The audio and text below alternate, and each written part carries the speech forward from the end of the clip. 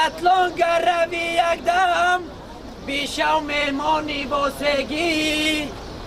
در دوره چورابینی‌های فستیوال جمهوریوی دوستی جوانان تحت عنوان زیب و زینت جوانی چکن زیاد از 350 نفر جوانان از شهر و ناحیه‌های جمهوری و ناحیه وسیع آمدند.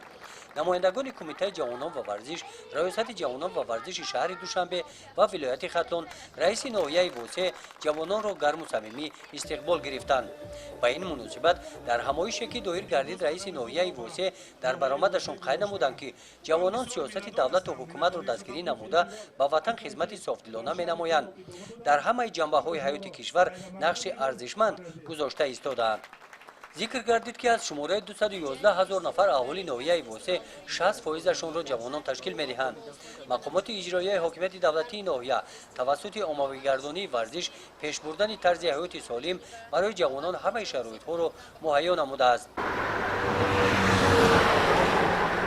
بعد نصف روزی طبق نقشه معین شده جوانان به دهه مهرآباد جماعت دهات گلستان آمده از قلعه تاریخی هولبوگ دیدن نمودند. هولبوگ یادگاری تاریخی دوره سامانیان از عصرهای 9 و 11 یکی از موضع‌های سیاحی به شمار رفته همه روزه صدها نفر سیاحان داخلی و خارجی از این قلعه دیدن می‌نمایند.